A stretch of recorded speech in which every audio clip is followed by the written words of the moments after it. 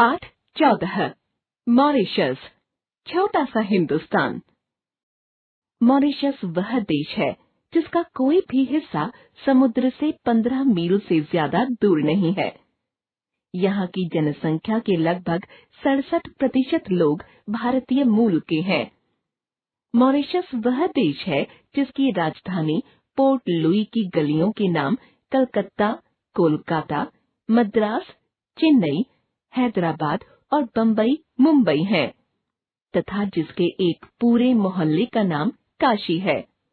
Mauritius वह देश है जहाँ बनारस भी है, गोकुल भी है और ब्रह्मस्थान भी। मैं दिल्ली से 15 जुलाई को बम्बई, मुंबई से 16 जुलाई को और नैरोबी से 17 जुलाई को मॉरिशस के लिए रवाना हुआ।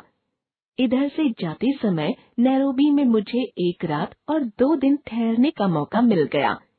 अतएव मन में यह लोभ जाग गया कि मॉरिशस के भारतीयों और अफ्रीकियों से मिलने के पूर्व हमें अफ्रीका के शेरों से मुलाकात कर लेनी चाहिए। विमान दूसरे दिन शाम को मिलने वाला था।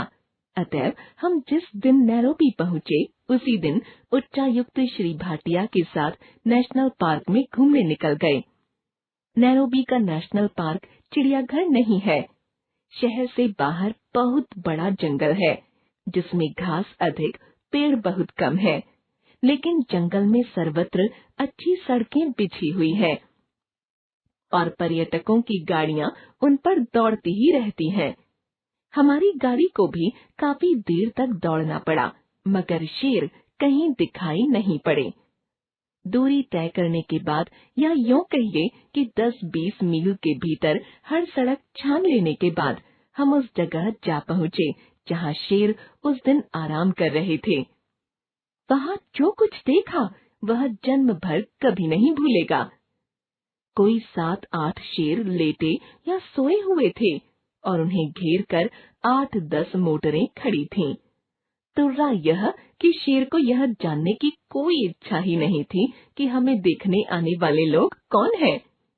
मोटरों में शीशे चढ़ाकर उनके भीतर बैठे लोगों की ओर शेरों ने दृष्टिपात भी नहीं किया। हम लोग वहाँ आधा घंटा ठहरे होंगे। इस बीच एक शेर ने उठकर जम्हाई ली, दूसरे ने देह को ताना, मगर हमारी ओर किसी भी शेर ने नजर नहीं उठाई। इतने में कोई मील भर की दूरी पर हिरणों का एक झुंड दिखाई पड़ा, जिनके बीच एक जिराफ खड़ा था। अब 2 जवान शेर उठे और दूसरी ओर चल दिए। एक तो थोड़ा सा आगे बढ़कर एक जगह बैठ गया, लेकिन दूसरा घास के बीच छिपता हुआ मोर्चे पर आगे बढ़ने लगा। हिरणों के झुंड ने भांप लिया कि उन पर शेरों की नजर पड़ गई है। अतएव वे चरना भूलकर चौकन्ने हो उठे। फिर ऐसा हुआ कि झुंड से छूटकर कुछ हिरण एक तरफ को भाग निकले, मगर बाकी जहाँ के तहाँ खड़े रहे। इच्छा तो यह थी कि हम लोग देर तक रुकें और देखें क्या होता है, किंतु समय 6 से ऊपर हो रहा था और 7 बजे तक नेशनल पार्क का फाटक बंद हो जाता है। फिर यह भी बात थी कि शिकार तो शेर सूर्यास्त के बाद किया करते हैं और वे झुंड का शिकार नहीं करते, बल्कि उस जानवर का करते हैं जो भागते हुए झुंड से पिछड़ जाता है। अब यह बात समझ में आई कि हिरण भागने को निरापद नहीं समझकर एक गोले में क्यों खड़े थे। नैरोबी से मॉरिशस तक हम BOAC के विमान में उड़े। यह विमान नैरोबी से 4 बजे शाम को उड़ा और 5 घंटे की निरंतर उड़ान के बाद जब वह मॉरिशस पहुंचा तब वहां रात के लगभग 10 बज रहे थे। रात थी, अंधेरा था, पानी बरस रहा था, मगर तब भी हमारे स्वागत में काफी लोग खड़े थे। हवाई अड्डे पर स्वागत का समा देखकर यह भाव जगे बिना नहीं रहा कि हम जहाँ आए हैं वह छोटे पैमाने पर भारत ही है। क्योंकि मॉरिशस के भारतीयों में से अधिकांश बिहार और उत्तर प्रदेश के लोग हैं, इसलिए हिंदी का मॉरिशस में व्यापक प्रचार है। मॉरिशस की हिंदी प्रचारिणी सभा जीवित जागृत संस्था है। मॉरिशस की राजभाषा अंग्रेजी, किंतु बोलचाल की भाषा क्रेओल है।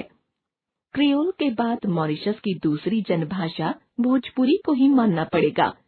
प्रायः सभी भारतीय भोजपुरी बोलते अथवा उसे समझ लेते हैं। यहाँ तक कि भारतीयों के पड़ोस में रहने वाले चीनी भी भोजपुरी बखूबी बोल लेते हैं। किंतु मॉरिशस की भोजपुरी शाहाबाद या सारन की भोजपुरी नहीं है। उसमें फ्रेंच के इतने संज्ञापद घुस गए हैं कि आपको बाज शब्दों के अर्थ पूछने पड़ेंगे। हिंदी और भोजपुरी मॉरिशस निवासी भारतीयों को एक सूत्र में बांधे हैं और मॉरिशस को भारत के साथ बांधने का काम भी हिंदी ही कर रही है।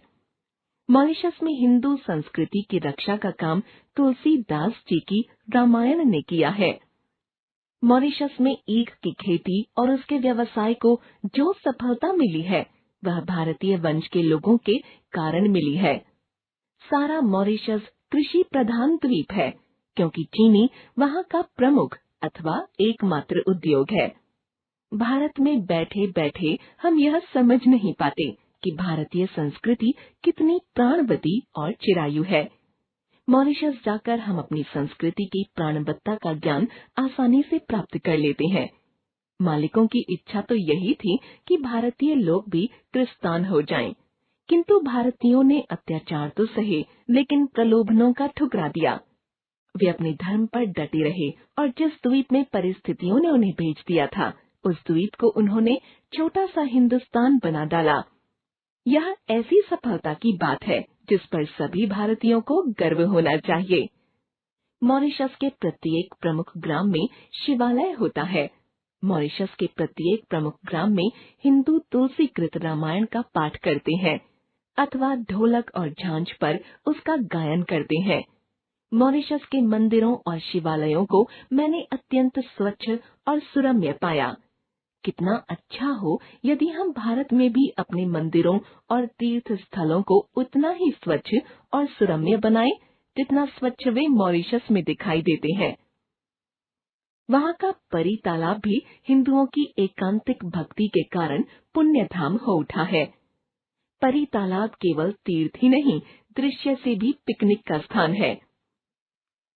शिवरात्रि के समय मॉरिशस के सारे हिंदू श्वेत वस्त्र धारण करके कंधों पर कांवर लिए जुलूस बांधकर परी तालाब पर आते हैं और परी तालाब का जल लेकर अपने अपने गांव के शिवालय में शिवजी को चढ़ाकर अपने घरों में प्रवेश करते हैं। ये सारे काम वे बड़ी ही भक्ति भावना और पवित्रता से करते हैं। सभी वयस्क लोग उस दिन उजली धोती, उजली कमीज, उजली गांधी टोपी पहनते हैं। हाँ, बच्चे हाफ पैंट पहन सकते हैं, लेकिन गांधी टोपी उस दिन उन्हें भी पहननी पड़ती है। परी तालाब पर चलने वाला यह मेला मॉरिशस के प्रमुख आकर्षणों में से एक है और उसे देखने को अन्य धर्मों के लोग भी काफी संख्या में आते हैं।